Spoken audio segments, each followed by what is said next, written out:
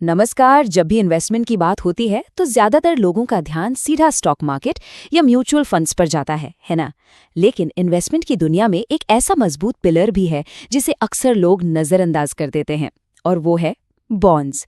तो चलिए आज इसी को आसान भाषा में समझते हैं।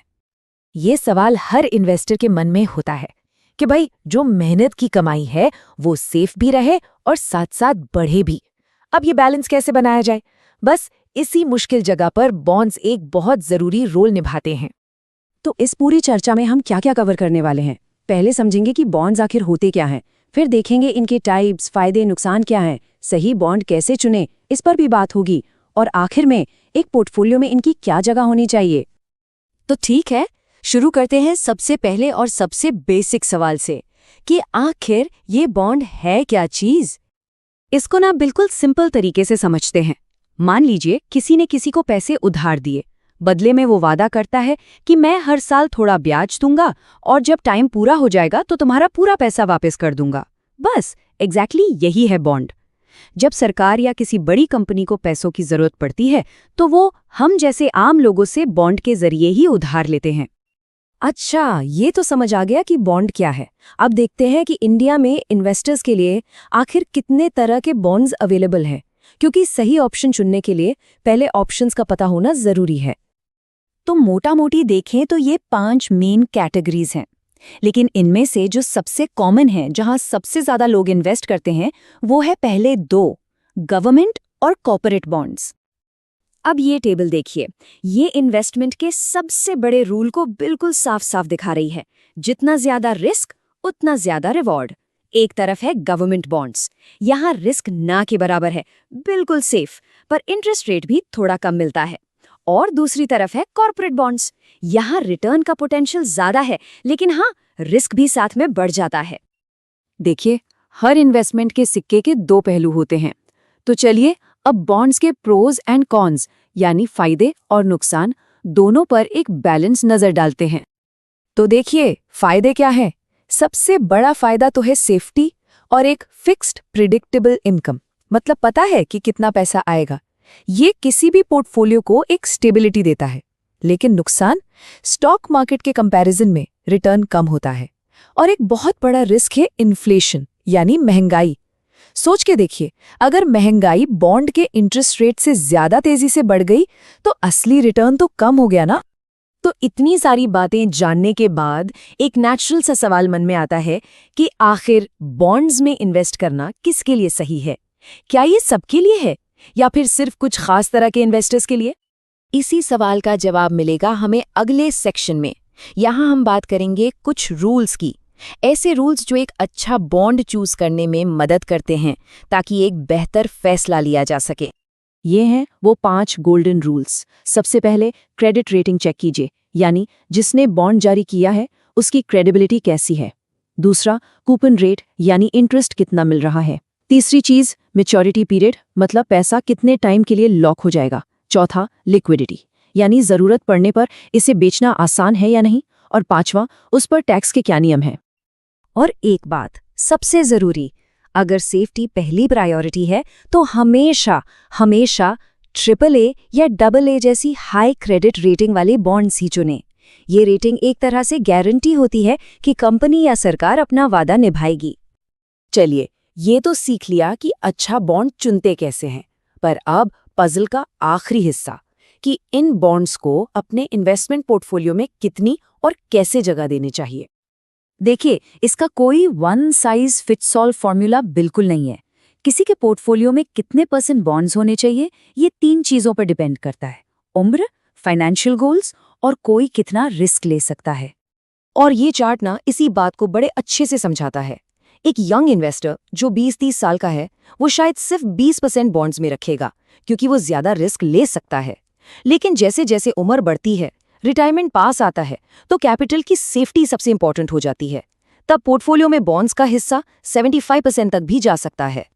तो इस कोट को देखिए, वित्तीय स्वतंत्रता के लिए स्थिरता और सुरक्षा भी जरूरी है। इन्वेस्टमेंट की दुनिया में अक्सर रफ्तार पर जोर दिया जाता है, लेकिन बॉन्ड्स हमें याद दिलाते हैं कि मजबूती भी उतनी ही जरूरी है। तो सोचने वाली बात यह है कि एक पोर्टफोलियो सिर्फ दौड़ने के लिए बनाया जाना चाहिए या हर मौसम में मजबूती से टिके रहने के लिए भी। नमस्ते दोस्तों, पैसा मशीन चैनल पर आपका स्वागत है। मैं हूं पैसा मशीन, आपके पैसा बनाने के सफर में आपकी साथी, और आप सुन रहे हैं आजकल की न्यूज जो चर्चा में है। नमस्कार।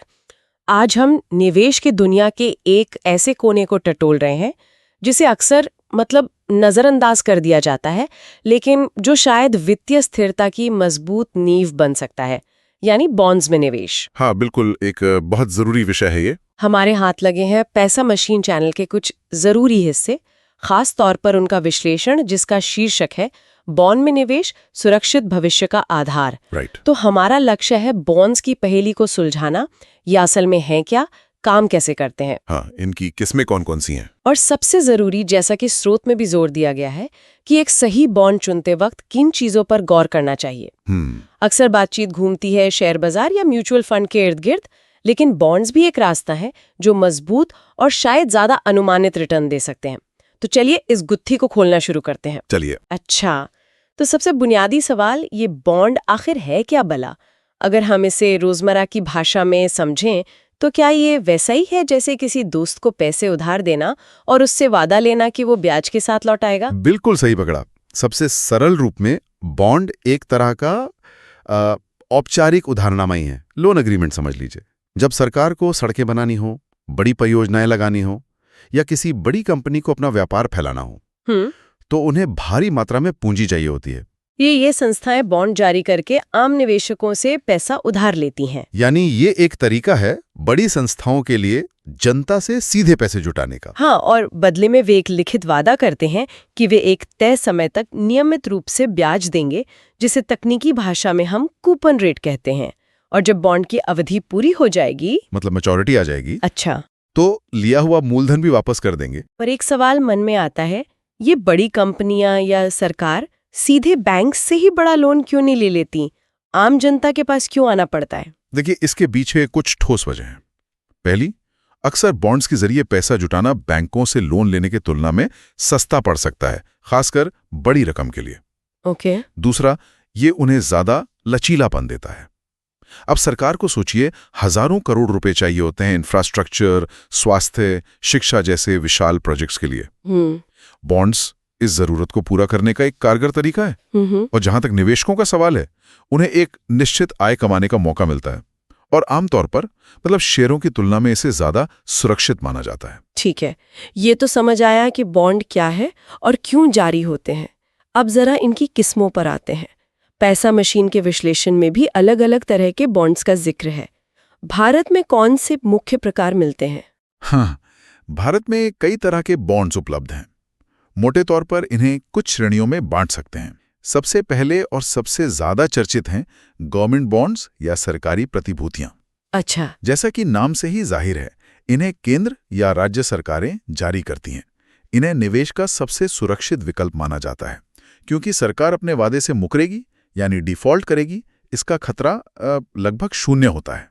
और इनमें ब्याज दर कैसी रहती है? आमतौर पर सरकारी बॉन्ड्स पर ब्याज दर 6% से 7.5% के आसपास होती है, जो सुरक्षा के लिहाज से काफी अच्छी मानी जाती है। RBI bonds, sovereign gold bonds, SGBs जिन्हें कहते हैं, हाँ, सुना है। और राज्यों द्वारा जारी किए जाने वाले स्टेट डेवलपमेंट लोन्स यानी एसडीएल्स, ये सब इसी श्रेणी में आते हैं। एसजीबीज की खास बात यह है कि वे सोने की कीमत से जुड़े होते हैं और उन पर ब्याज भी मिलता है। अच्छा। दूसरी अहम किस्म है कॉर्पोरेट बॉन्ड्स। इन्हें निजी क्षेत्र की कंपनियां जारी करती हैं, जैसे रिलायंस, टाटा समूह की कंपनियां, महिंद्रा फाइनेंस इत्यादि। इन्हें पैसों की जरूरत अपने व्यापार को बढ़ाने, नए प्रोजेक्ट शुरू करने या वर्किंग कैपिटल के लिए होती है। तो इनमें सरकारी बॉन्ड से ज्यादा ब्याज मिलता होगा, जाहिर है। हाँ, अक्सर कॉर्पोरेट बॉन्ड्स पर ब्याज दर ज्यादा होती है, 8% से लेकर 12% या कभी-कभी उससे भी ज्यादा हो सकती है। लेकिन यहाँ ध्यान देने वाली बात यह है कि ज्यादा रिटर्न के साथ रिस्क भी ज्यादा होता है। हाँ, ये तो है। अगर कंपनी की आर्थिक हालत खराब होती है, तो इस बात का खतरा रहता है कि वो समय पर ब्याज या मूलधन चुका पाएगी या नहीं, जिससे हम डिफॉल्ट रिस्क कहते हैं। ओके। फिर आते हैं टैक्स फ्री बॉन्ड्स। इनका नाम ही इनकी सबसे बड़ी खूबी बताता है। इन बॉन्ड्स पर मिलने वाला ब्याज पूरी तरह से टैक्स मुक्त होता है। अरे वाह, ये कौन जारी करता है? इन्हें आमतौर पर सरकारी कंपनियां या संस्थाएं जारी करती हैं, खासकर वो जो इंफ्रास्ट्रक्चर से जुड़े काम करती हैं, जैसे NHAI अच्छा, हाईवे वाली। या PFC, IRFC वगैरह। इनकी ब्याज दर शायद थोड़ी कम दिखे, पर क्योंकि ब्याज पर कोई टैक्स नहीं लगता, इसलिए खासकर जो लोग ऊंचे टैक्स स्लैब में आते हैं, मान लीजिए 20% या 30% वाले, उनके लिए टैक्स के बाद का रिटर्न काफी आकर्षक हो जाता है। सही बात है। इनके अलावा कुछ और प्रकार भी हैं जिनका जिक्र कर देना चाहिए, जैसे म्यूनिसिपल बॉन्ड्स, जिन्हें नगर निगम अपने शहर में विकास कार्यों के लिए जारी करते हैं, अच्छा, और इंफ्रास्ट्रक्चर बॉन्ड्स, जो खास तौर पर लंबी अवधि के इंफ्रा प्रोजेक्ट्स के लिए होते हैं, और कभी-कभी इनमें सेक्शन 80C के तहत टैक्स लाभ भी मिल सकता था, हालांकि ये आजकल कम देखने को मिलते हैं। ये तो हुई बॉन्ड्स की किस्में। अब अगर कोई निवेशक इनमें पैसा लगाने की सोच रहा है तो उसे साफ तौर पर क्या फायदे नजर आने चाहिए? मतलब निचोड़ क्या है इसका? देखिए, बॉन्ड्स में निवेश के कई स्पष्ट फायदे हैं, जैसा कि स्रोत में भी रेखांकित किया गया है। पहला और सबसे बड़ा फायदा है सुरक्षा, खासकर गवर्नमेंट बॉन्ड्स के मामले में। यहां पैसा डूबने का खतरा लगभग नहीं होता। दूसरा है निश्चित आय, फिक्स्ड इनकम। आपको पहले से पता होता है कि कितना ब्याज मिलेगा और कब मिलेगा। ये उन लोगों के लिए अच्छा है जिन्हें एक नियमित आमदनी की जरूरत है, जैसे रिटायर्ड लोग। सही। शेयर बाजार के रोजाना के उतार चढ़ाव का इस पर सीधा असर नहीं पड़ता। तीसरा महत्वपूर्ण फायदा है विविधीकरण, डाइवर्सिफिकेशन। हाँ, ये जरूरी है। निवेश का एक मूल मंत्र है, सारे अंडे एक ही टोकरी में ना रखें। अगर किसी ने अपना सारा पैसा सिर्फ शेयरों में लगा रखा है और बाजार गिर जाता है तो भारी नुकसान हो सकता है। बॉन्ड्स पोर्टफोलियो में एक स्थिरता लाते हैं। बिल्कुल। अक्सर देखा गया है कि जब इक्विटी मार्केट नीचे जाता है तो बॉन्ड्स अच्छा प्रदर्शन करते हैं या कम से कम स्थिर रहते हैं। और चौथा, जैसा हमने बात की, कुछ बॉन्ड्स में टैक्स लाभ भी मिलता है। हाँ, टैक्स फ्री वाले। हाँ, टैक्स फ्री बॉन्ड्स का ब्याज कर मुक्त होता है, और कुछ खास बॉन्ड्स में निवेश पर टैक्स बचाया भी जा सकता है। फायदे तो साफ है, लेकिन तस्वीर का दूसरा पहलू भी देखना जरूरी है। यकीनन कुछ कमियां या रिस्क भी जुड़े होंगे बॉन्ड्स के साथ। हाँ बिल्कुल, कोई भी निवेश बिना जोखिम के नहीं होता। बॉन्ड्स के मामले में कुछ मुख्य बातों पर ध्यान देना जरूरी है। पहला है तुलनात्मक रूप से कम रिटर्न, मतलब शेयरों की तुलना में बॉन्ड्स से मिलने वाला रिटर्न आमतौर पर कम होता है। हाँ, ये तो माना जाता है। अगर इतिहास देखें तो लंबी अवधि में शेयर बाजार ने औसतन बॉन्ड से ज्यादा रिटर्न दिया है, हालांकि उसके साथ रिस्क भी ज्यादा रहा है। सही है। दूसरा रिस्क है ब्याज दर का जोखिम, इंटरेस्ट रेट रिस्क। ये थोड़ा समझने लायक है। मान लीजिए आपने एक बॉन्ड खरीदा जिस पर 7% सालाना ब्याज मिलता है। अब अगर कुछ समय बाद अर्थव्यवस्था में ब्याज दरें बढ़ जाती हैं और नए बॉन्ड्स 8% ब्याज पर मिलने लगते हैं, तो पुराने वाले की वैल्यू कम हो जाएगी। हाँ, आपके पुराने 7% वाले बॉन्ड की मांग कम हो जाएगी। अगर आप उसे मैच्योरिटी से पहले बाजार में बेचना चाहेंगे तो शायद आपको उसकी कीमत कम मिले। इसका उल्टा भी होता है, अगर ब्याज दरें बढ़ती हैं तो पुराने ज्यादा ब्याज वाले बॉन्ड्स की कीमत बढ़ सकती है। अच्छा, तो मतलब बाजार में ब्याज दरों के घटने बढ़ने का असर बॉन्ड की कीमत पर भी पड़ता है अगर उसे मैच्योरिटी से पहले बेचा जाए? बिल्कुल। और तीसरा अहम रिस्क है मुद्रास्फीति का जोखिम, इन्फ्लेशन रिस्क। महंगाई वाला। हाँ, महंगाई का खतरा। मान लीजिए आपके बॉन्ड पर 7% ब्याज मिल रहा है, लेकिन उस साल महंगाई दर 8% रही, तो असल में तो नुकसान हो गया। हाँ, इसका मतलब है कि आपके पैसे की खरीदने की शक्ति असल में घट गई। आपका असल रिटर्न, रियल रिटर्न, वो नेगेटिव हो गया। इसलिए बॉन्ड चुनते वक्त भविष्य की संभावित महंगाई दर का अंदाजा लगाना भी जरूरी है। यहाँ मामला वाकई दिलचस्प हो जाता है। इतनी सारी किस्में, अलग अलग फायदे और ये रिस्क भी। तो फिर एक आम निवेशक कैसे तय करे कि कौन सा बॉन्ड उसके लिए सही है? ये बड़ा सवाल है जिसका जवाब पैसा मशीन के विश्लेषण में भी खोजने की कोशिश की गई है। ये बिल्कुल सही सवाल है और इसका जवाब बहुत महत्वपूर्ण है। एक अच्छा बॉन्ड चुनने के लिए स्रोत कुछ नियम या पैमाने सुझाता है जिन्हें ध्यान में रखना चाहिए। लगभग 5 मुख्य बातें हैं। अच्छा, क्या है वो? नियम 1, क्रेडिट रेटिंग जरूर देखें। ये शायद सबसे जरूरी चीज है, खासकर कॉर्पोरेट बॉन्ड्स के मामले में। क्रेडिट रेटिंग एजेंसियां जैसे क्रिसिल, ICRA, केयर वगैरह हाँ। हर बॉन्ड को उसकी सुरक्षा के आधार पर एक रेटिंग देती हैं। ये रेटिंग AAA से शुरू होकर AA, BB और नीचे तक जाती है। AAA रेटिंग सबसे सुरक्षित मानी जाती है। मतलब सबसे बढ़िया। हाँ, जिसका मतलब है कि कंपनी की ब्याज और मूलधन चुकाने की क्षमता बहुत मजबूत है। जैसे जैसे रेटिंग नीचे जाती है, रिस्क बढ़ता जाता है। BBB से नीचे की रेटिंग वाले बॉन्ड्स को आमतौर पर सुरक्षित नहीं मानते। अच्छा। तो हमेशा, खासकर अगर आप सुरक्षा चाहते हैं, तो उच्च रेटिंग मतलब AAA या AA वाले बॉन्ड्स को ही प्राथमिकता दें। ठीक है, दूसरा नियम। नियम 2, ब्याज दर यानी कूपन रेट का मूल्यांकन करें। देखें कि बॉन्ड पर कितना ब्याज मिल रहा है, लेकिन सिर्फ सबसे ऊंची ब्याज दर देखकर निवेश ना करें। उसकी तुलना बाजार में चल रही मौजूदा दरों और उसी तरह की रेटिंग वाले दूसरे बॉन्ड से करें। कई बार बहुत ज्यादा ब्याज दर का मतलब होता है कि कंपनी ज्यादा रिस्क वाली है और वो लुभाने के लिए ज्यादा ब्याज दे रही है। बिल्कुल। तो यहाँ रेटिंग और ब्याज दर में संतुलन देखना जरूरी है। ओके, तीसरा नियम 3, मैच्योरिटी पीरियड को समझें। बॉन्ड कितने समय के लिए है, यानी कितने साल बाद आपका मूलधन वापस मिलेगा। ये अवधि कुछ महीनों से लेकर 30-40 साल तक हो सकती है। आपको लगता है कि आपको 3-5 साल में पैसे की जरूरत पड़ सकती है, तो 10 या 20 साल की मैच्योरिटी वाले बॉन्ड में पैसा लगाना शायद सही ना हो, क्योंकि पहले बेचने पर नुकसान हो सकता है। हाँ बिल्कुल। चौथा नियम। नियम 4, लिक्विडिटी यानी तरलता पर ध्यान दें। क्या आप जरूरत पड़ने पर बॉन्ड को आसानी से बेचकर पैसा वापस पा सकते हैं? गवर्नमेंट बॉन्ड्स और बड़ी जानी मानी कंपनियों के बॉन्ड्स आमतौर पर ज्यादा लिक्विड होते हैं, मतलब आसानी से बिक जाते हैं। हाँ, उन्हें खरीदने बेचने वाले बाजार में आसानी से मिल जाते हैं। लेकिन छोटी कंपनियों के बॉन्ड्स या कम लोकप्रिय बॉन्ड्स को बेचना मुश्किल हो सकता है। ठीक है, और आखिरी नियम। नियम 5, टैक्सेशन के नियम समझें। आपको जो ब्याज मिलेगा उस पर टैक्स कैसे लगेगा। जैसा हमने पहले बात की, ज्यादातर बॉन्ड्स पर मिलने वाला ब्याज आपकी कुल आय में जुड़ता है और आपको अपने इनकम टैक्स स्लैब के हिसाब से टैक्स देना होता है। सिर्फ टैक्स फ्री वाले छोड़कर। हाँ, सिर्फ टैक्स फ्री बॉन्ड्स का ब्याज ही कर मुक्त होता है। सॉवरेन गोल्ड बॉन्ड्स पर भी ब्याज टैक्स फ्री है और मैच्योरिटी पर कैपिटल गेन भी। तो निवेश करने से पहले टैक्स के पहलू को समझना बहुत जरूरी है। ये 5 नियम तो काफी स्पष्ट हैं। तो इसका मतलब ये हुआ कि सिर्फ बॉन्ड का नाम या ब्याज दर देख लेना काफी नहीं है। निवेश करने से पहले अपने लक्ष्य मतलब गोल, आप कितना जोखिम उठा सकते हैं, रिस्क एपेटाइट जिसे कहते हैं, हाँ। और आपके पूरे निवेश पोर्टफोलियो में ये बॉन्ड कैसे फिट बैठेगा, इन सब पर विचार करना बेहद जरूरी है। बिल्कुल सही कहा आपने। हर निवेशक की जरूरतें और परिस्थितियां अलग होती हैं। मिसाल के तौर पर अगर किसी का लक्ष्य है रिटायरमेंट के लिए एक सुरक्षित और नियमित आय का स्रोत बनाना, तो शायद वो लंबी अवधि के सुरक्षित सरकारी बॉन्ड्स या अच्छी रेटिंग वाले कॉर्पोरेट बॉन्ड्स में निवेश करना चाहेगा।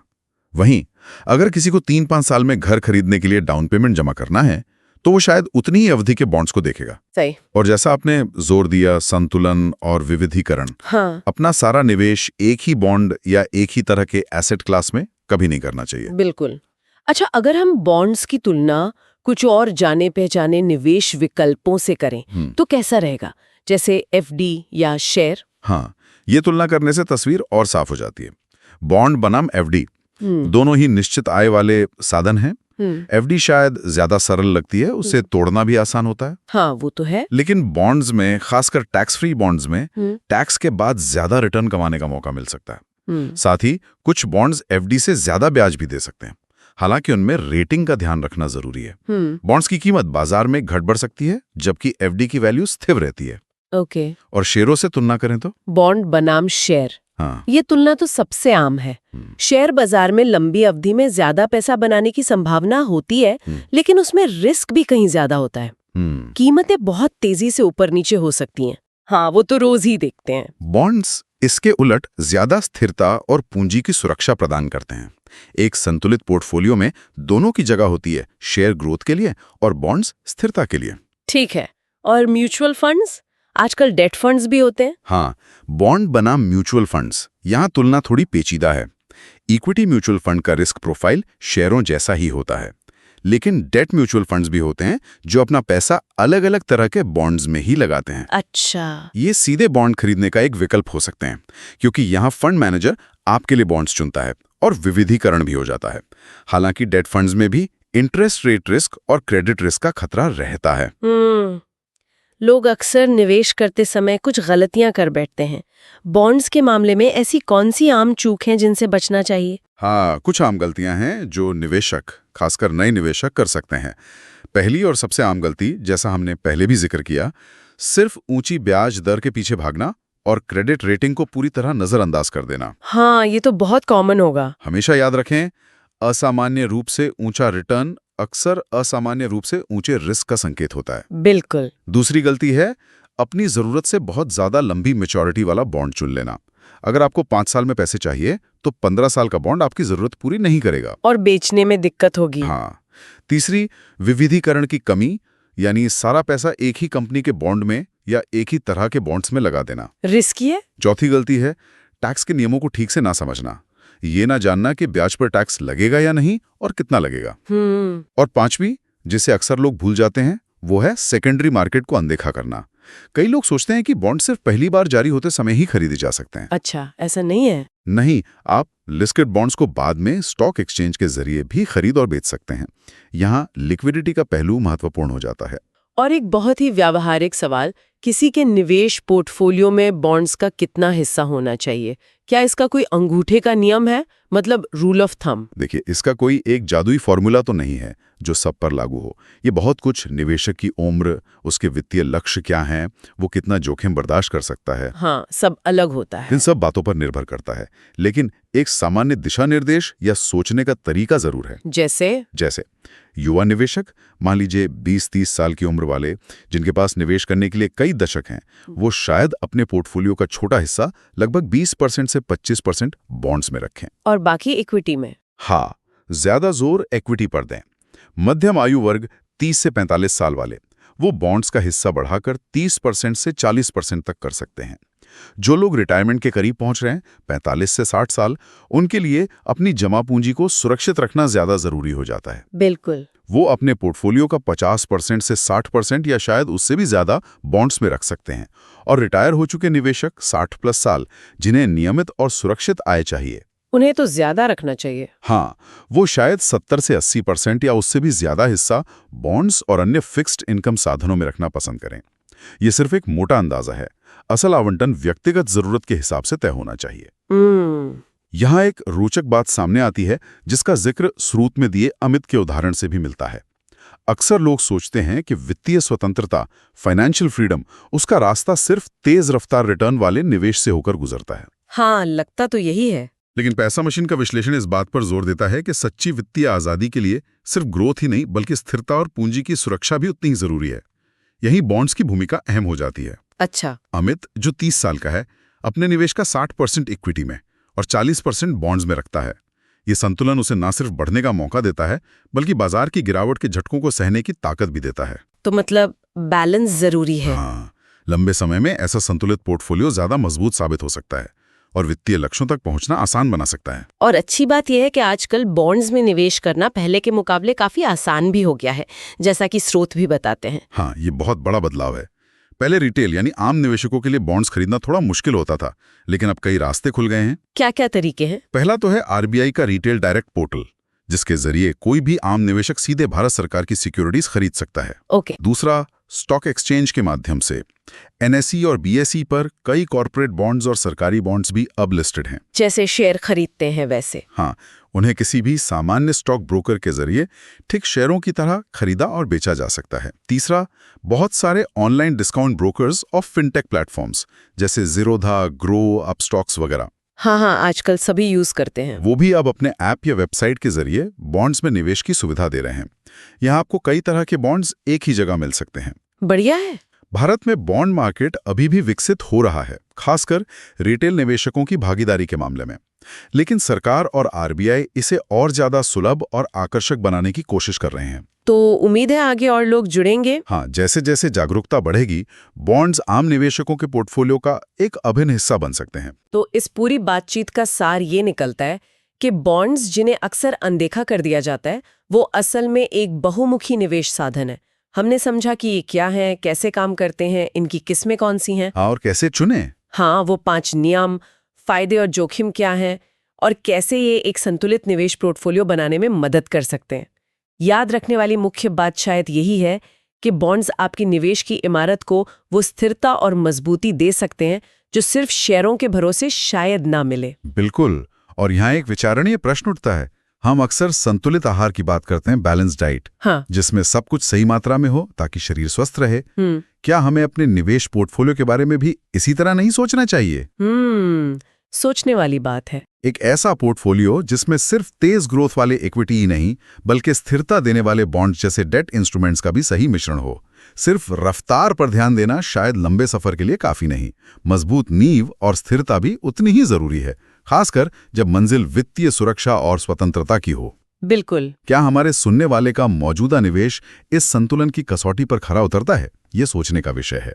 इस जानकारी से भरे सफर में हमारे साथ चलने के लिए धन्यवाद। जल्द ही मिलेंगे एक और विषय की गहराई में उतरते हुए। नमस्कार। नमस्कार।